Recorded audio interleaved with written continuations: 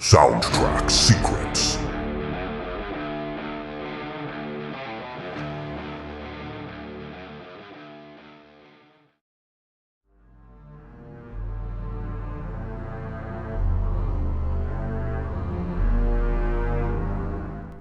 Every timeless song has a beginning, and Bohemian Rhapsody began not in a grand studio, but in the imagination of a young Freddie Mercury.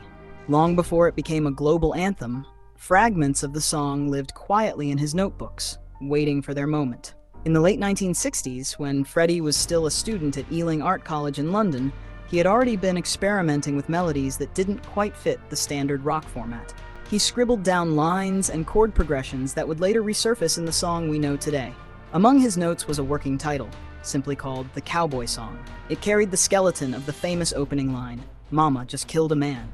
This fragment, raw and mysterious, became the seed of something far greater. Freddie had always been drawn to drama. Growing up, he loved opera, theater, and complex storytelling. Unlike many rock musicians of his time, he wanted music that didn't just sound good. It had to feel like a performance, like a grand play unfolding in sound.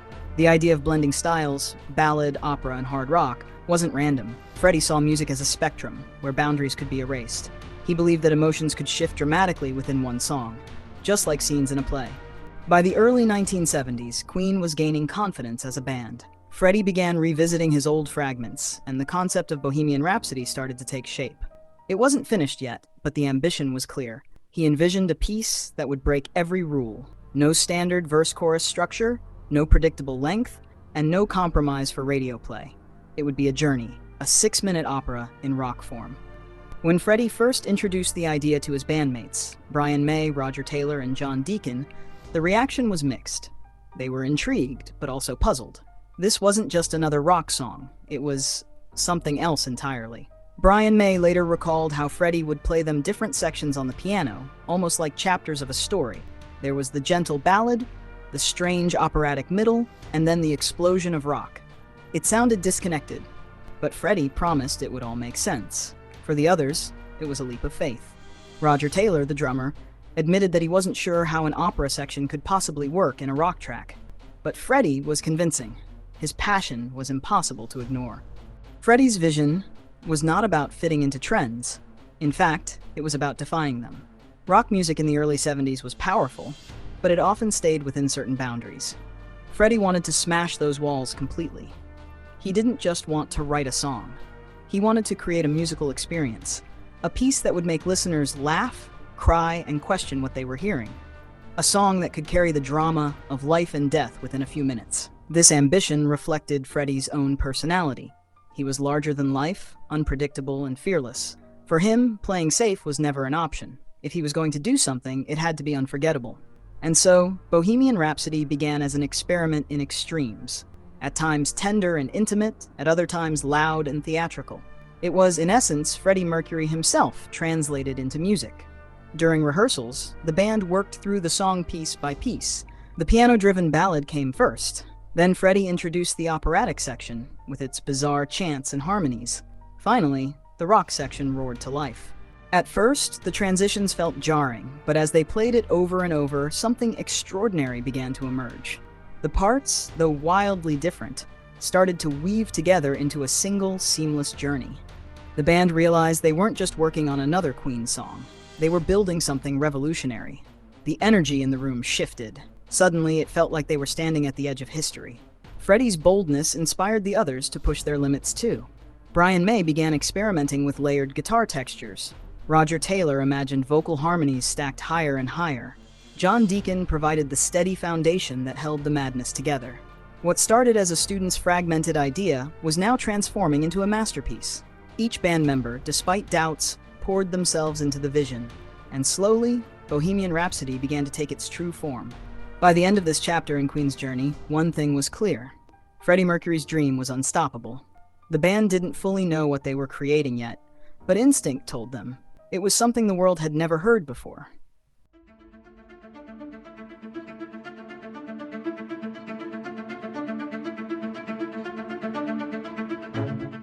In the summer of 1975, Queen entered Rockfield Studios in Monmouthshire, Wales.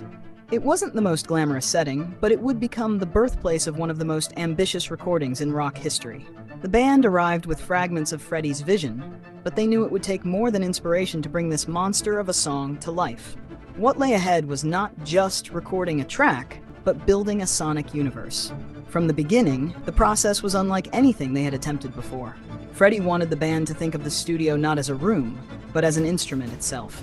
Every microphone, every tape machine, every effect would be pushed to its limits. The centerpiece of the challenge was the operatic section. Freddie envisioned a chorus of voices rising like a cathedral of sound, but Queen only had 4 members. The solution? Layering, and then layering again, until human voices became a massive choir.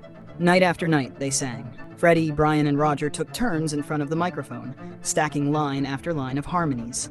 Each take added another thread to the sonic tapestry. In the end, they recorded more than 180 separate vocal overdubs. In 1975, this was unheard of.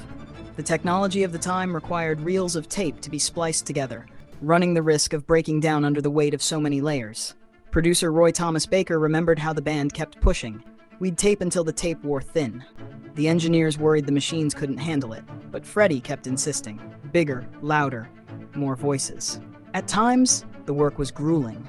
Singing the same high harmonies over and over was physically exhausting. Roger Taylor, known for his piercing falsetto, often had to step out of the booth, catch his breath, and then push his voice even higher. Yet, with the exhaustion came laughter. The band, despite long nights and endless retakes, shared a camaraderie that fueled them. Between takes, they joked, teased each other, and somehow kept spirits alive. Brian May contributed not only with his guitar, but with his voice.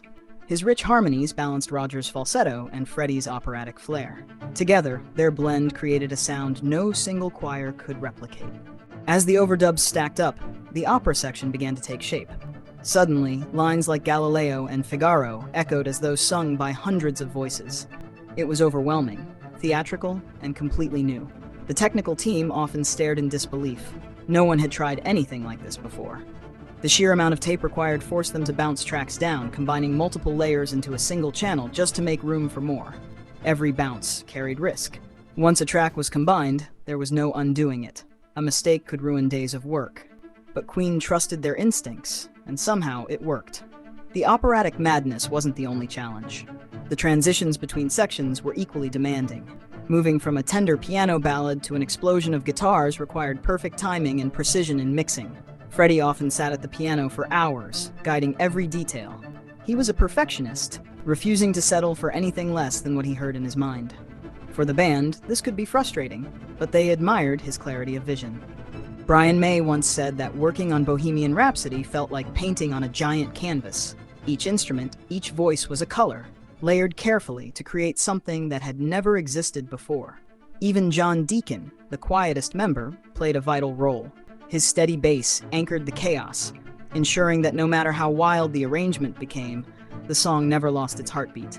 By the 3rd week, the studio was filled with reels of tape, vocal charts, and exhausted musicians. Yet out of that chaos, a masterpiece was slowly emerging. What had begun as an impossible idea, a 6-minute operatic rock song, was becoming real. Against the odds, Queen had bent the limits of technology and endurance to capture the sound Freddie dreamed of. As the final notes of the opera section were completed, the band knew they had done something extraordinary. They hadn't just recorded a song, they had created the impossible. And in doing so, they changed what a rock band could achieve in a studio.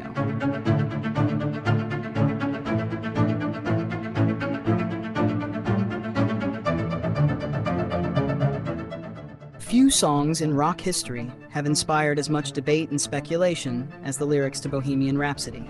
The words are dramatic, poetic, and filled with imagery that seems to come from another world. From the opening confession, "Mama just killed a man," to the operatic storm of names and pleas, listeners have searched for meaning for decades. One of the most enduring theories is that the song represents a kind of confession. Many fans and scholars interpret the opening ballad as Freddie Mercury symbolically admitting to something he could not openly discuss in his lifetime. The man he killed may not be literal, but rather a metaphor for a part of himself he was forced to suppress. This interpretation leads directly into discussions of Freddie's personal life. During the early 1970s, Mercury was beginning to confront his identity in a society far less accepting than today. For some, the song captures his inner struggle, the conflict between who he truly was and the persona he felt pressured to present. Others read the song as a journey through guilt and redemption. The ballad section is filled with sorrow and regret. The operatic section feels like a trial, with characters shouting, pleading, and arguing. Then comes the rock explosion, angry, defiant, and unapologetic. Finally, the coda resigns itself to fate. Nothing really matters. These shifts in tone mirror the stages of a psychological or spiritual journey. The character seems to move from confession, through judgment, to rebellion, and ultimately to acceptance. It's no wonder the song resonates with people who feel misunderstood or trapped in their own battles. Another major theory suggests the lyrics are intentionally abstract. Freddie Mercury was a lover of opera, literature, and surreal art. Instead of creating a narrative with a single clear meaning, he may have woven together fragments of different influences to create an emotional experience rather than a literal story. In this sense, the Scaramouche, Galileo, and Figaro references may be less about specific characters and more about conjuring the energy and drama of an operatic trial. The words sound theatrical, exaggerated, and playful, even as they carry the weight of judgment. Scholars have also compared the song to works of classical opera, where characters often face moral dilemmas, divine punishment, and emotional turmoil. The courtroom-like atmosphere of the opera section reflects that heritage perfectly.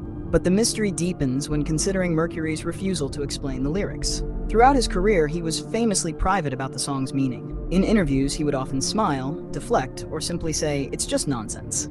Brian May once remarked that Freddie never explained the lyrics even to the band. They were simply asked to trust his vision and deliver the performances he needed. That secrecy has only fueled decades of speculation. Some argue that Mercury's silence was deliberate. By refusing to define the song, he allowed listeners to bring their own experiences and emotions into it. For many fans, the song's meaning is whatever it needs to be in their own lives. For others, the mystery adds to its power. A fully explained song might lose its aura of enigma. Instead, Bohemian Rhapsody continues to live in that space between interpretation and imagination. It is worth remembering the cultural context of the 1970s. For a queer man like Freddie Mercury, speaking openly about his identity or inner struggles was far more complicated than today. Some believe the lyrics were his way of expressing emotions he couldn't say outright. The operatic chaos may symbolize a society, or even an inner conscience, judging him. The rock section may be his rebellion, declaring that he will not conform. And the closing line, "Nothing really matters," could be his moment of weary acceptance. Still, others caution against overanalysis. They point out that Mercury loved playful nonsense and dramatic excess. He might have simply wanted to write the ultimate mock opera, filled with words and characters that sounded epic without needing literal meaning. Indeed, Freddie himself hinted at this when he said in interviews that he wanted Bohemian Rhapsody to be fun and over the top. For him, the joy of music often came from performance and emotion, not hidden codes. And yet, the line between nonsense and personal truth is thin. Even if the words were partly playful, there's little doubt they were chosen with care. Mercury's blend of vulnerability and flamboyance meant that everything he created carried a piece of himself. This tension between clarity and mystery is what keeps the song alive. Every generation rediscovers it, bringing new theories and emotions to the lyrics. That timeless quality is part of what makes it feel so universal. Whether it is a confession, a metaphorical journey, or simply an operatic experiment, the song refuses to be pinned down. In that sense, the lyrics mirror Freddie himself, a man of contradictions, brilliance, humor, and guarded secrets. And perhaps that's the final message of Bohemian Rhapsody. Meaning does not have to be fixed. The song is a mirror reflecting whatever the listener brings to it. Its mystery is not a puzzle to solve, but an invitation to feel.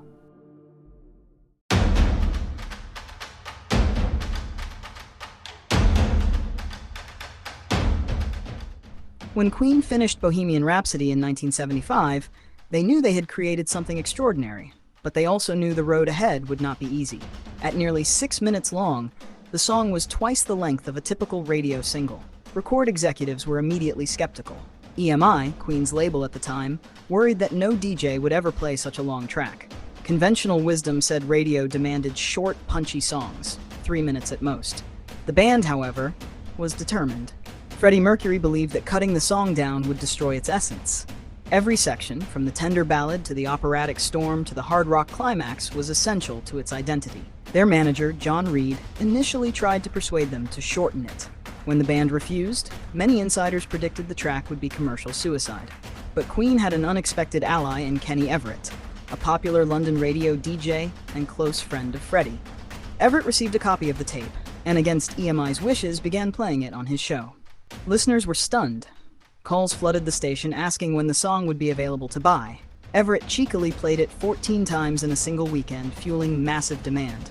This underground buzz forced EMI's hand. Reluctantly, the label released the single in its full, unedited form. To the surprise of many, it shot to #1 in the UK and stayed there for 9 weeks straight. The victory was not just about sales, it was about creative freedom. Queen had proven that music did not have to conform to rigid industry rules. Art could triumph over commercial expectations. But there was another challenge: how to promote such a complex song on television. At the time, artists usually mimed their singles on shows like Top of the Pops. With Bohemian Rhapsody, that was impossible. Instead, Queen and director Bruce Gowers filmed a short promotional video. Using dramatic lighting, multiple superimposed images, and creative editing, they created a visual companion to the song. The video cost just a few £1,000s, but its impact was revolutionary. It was one of the first times a promo video was used not just as a performance substitute, but as an artistic statement in itself. Many historians now call it the birth of the modern music video. Years before MTV, Queen had shown how visuals could elevate a song, making it even more iconic. The gamble paid off spectacularly. Not only did the video make the song unforgettable, but it also changed the way the industry thought about music promotion forever. Bohemian Rhapsody became a global phenomenon. It topped charts in multiple countries, won critical acclaim, and established Queen as one of the most daring bands of their era. Decades later, the song proved its immortality. In 1992, it was featured in the comedy film Wayne's World. The unforgettable headbanging car scene introduced the song to a new generation, sending it back to the top of the charts in the US. That resurgence showed just how timeless Bohemian Rhapsody was. A song once dismissed as too long for radio had become an anthem across decades. The story came full circle with the 2018 biopic Bohemian Rhapsody. The film's success brought the song back into the spotlight, topping streaming charts worldwide and introducing Freddie Mercury's genius to millions who had never heard it before. In this sense, the song has lived multiple lives. First, as a daring experiment in 1975, then as a cult favorite revived by Wayne's World, and finally as a cinematic centerpiece more than 40 years later. Its legacy is more than just musical. Bohemian Rhapsody represents the triumph of creativity over compromise, of vision over doubt, and of authenticity over formula. Today, the song stands as one of the most beloved and instantly recognizable pieces of music in history. It was once nearly rejected as impossible, yet it became immortal, forever echoing Freddie Mercury's fearless artistry.